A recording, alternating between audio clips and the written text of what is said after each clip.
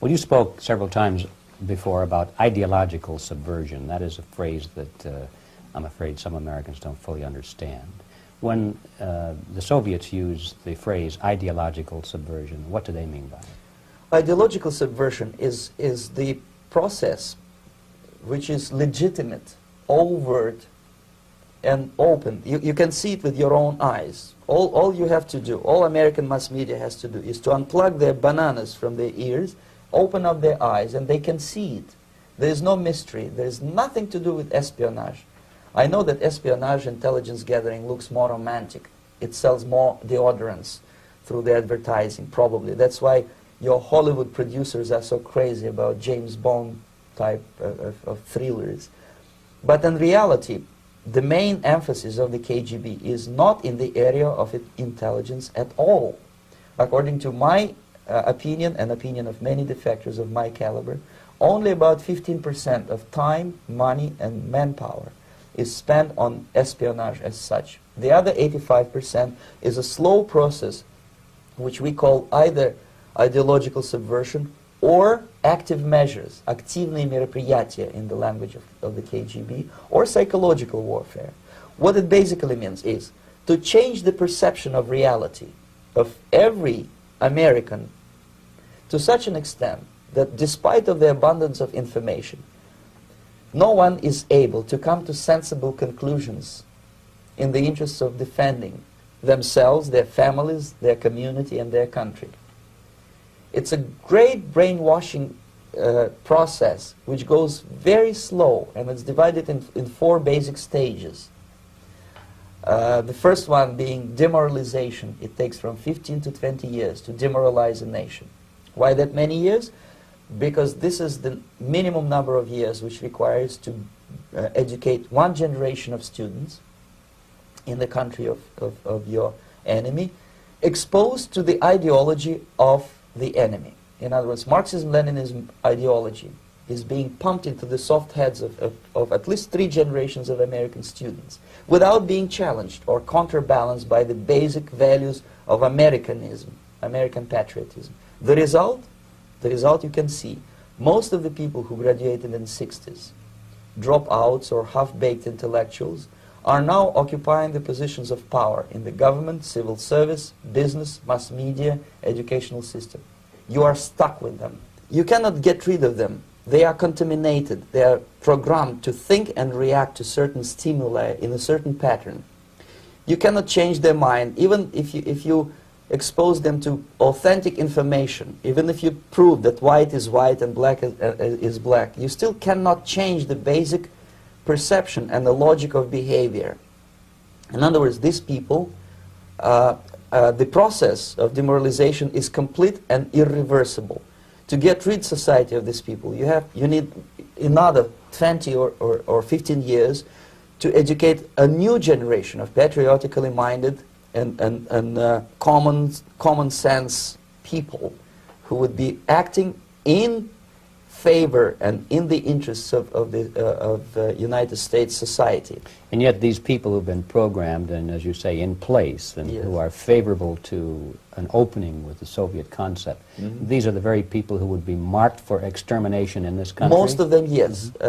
Simply because the psychological shock when they will see in future what the beautiful society of equality and social justice means in practice, obviously they will revolt. They will be very unhappy, frustrated people. And the Marxist-Leninist regime does not tolerate these people.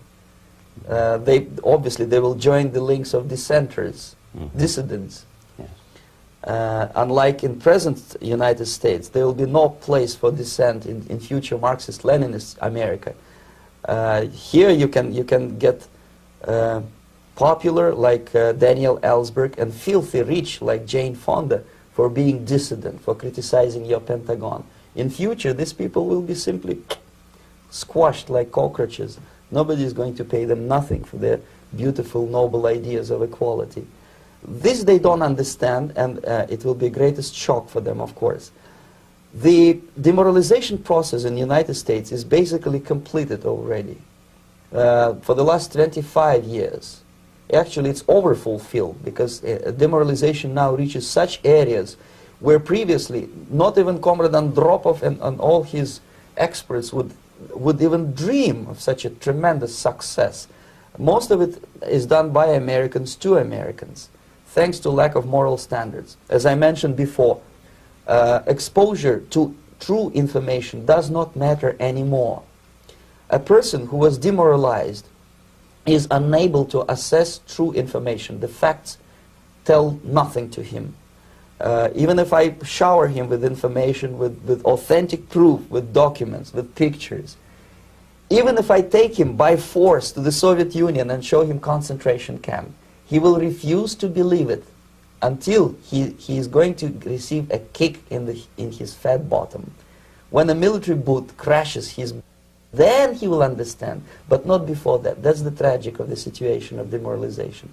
So basically America is stuck with demoralization, and unless, even if you start right now, here, this minute, you start educating new generation of Americans, it will still take you 15 to 20 years to turn the tide of ideological perception of reality back to normalcy and patriotism.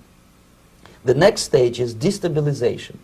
This time, subverter does not care about your ideas and the patterns of your consumption. Whether you eat junk food and get fat and flabby, it doesn't matter anymore.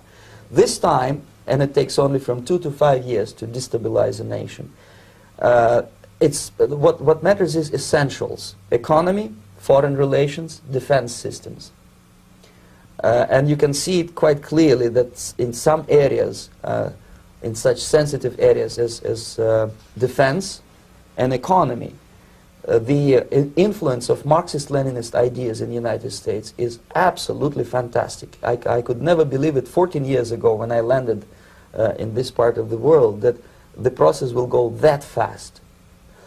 The next stage, of course, is crisis. It may take only up to 6 weeks to bring a country to the verge of crisis. You can see it in Central America now. And after crisis, with a violent change of power, structure, and economy, you have so-called the period of normalization. It may last indefinitely. Normalization is a cynical expression borrowed from Soviet propaganda. When the Soviet tanks moved into Czechoslovakia in '68, Comrade Bezmenov said, "Now the situation in brotherly Czechoslovakia is normalized."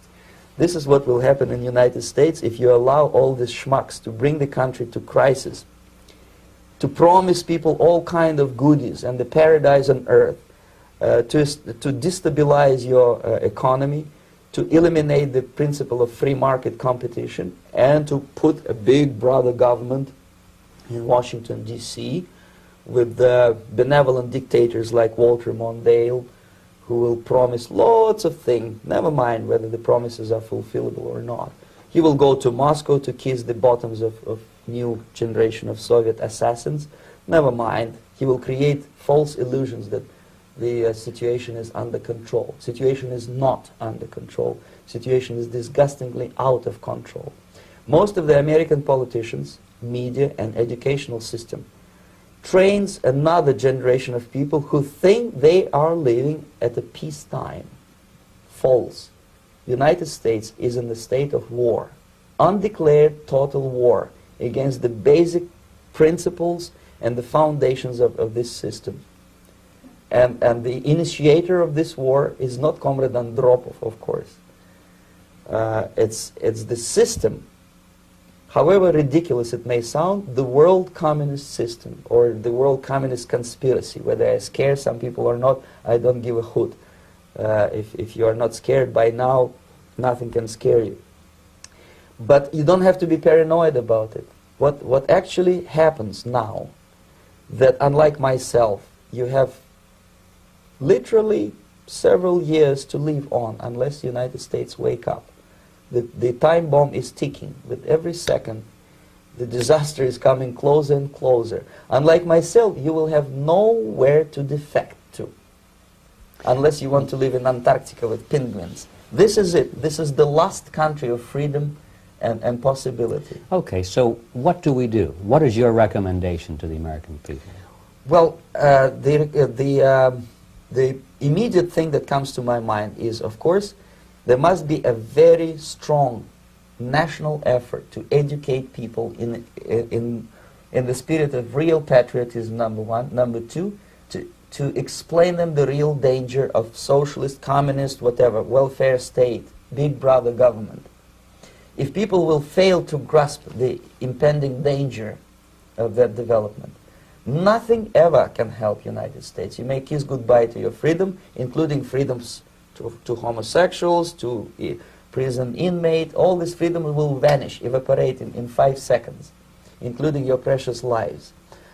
The second thing, the moment at least part of the United States population is convinced that the danger is real, they have to force their government. And I'm not talking about sending letters, signing petitions, and all this beautiful, noble activity. I'm talking about forcing United States government to stop aiding communism. Because there is no other problem more burning and urgent than to stop the Soviet military-industrial complex from destroying whatever is left of the free world. And it is very easy to do. No credits, no technology, no money, no political or diplomatic recognition, and of course no such idiocy as grain deals to USSR. The Soviet people, 270 millions of Soviets, will be eternally thankful to you if you stop aiding a bunch of murderers who sit now in Kremlin and whom President Reagan respectfully calls government. They do not govern anything, least of all such complexity as the Soviet economy. So two very simple, maybe too simplistic answers or solutions, but nevertheless they are the only solutions. Educate yourself, understand what's going on around you. You are not living at the time of peace. You are in a state of war, and you have precious little time to save yourself. You don't have much time, especially if you are talking about young generation. There's not much time left for convulsions to the beautiful disco music. Very soon it will go, just overnight. If we are talking about capitalists or wealthy businessmen, I think they are selling the rope on which they will hang very soon. If they don't stop, if they cannot curb their unsettled desire for profit, and if they keep on trading with the monster of the Soviet communism, they are going to hang very soon. And they will pray to be killed, but unfortunately they will be sent to Alaska probably to manage industry of slaves. It's simplistic. I know it sounds unpleasant. I know Americans don't like to listen to things which are unpleasant. But I have defected not to tell you the stories about such idiocy as microfilm, James Bond type espionage. This is garbage. You don't need any espionage anymore. I have come to talk about survival. It's a question of survival of this system. You may ask me, what is it in for me? Survival, obviously, because unlike, as I said, I am now in your boat. If we sing together, we'll sing beautifully together. There is no other place on this planet to defect to.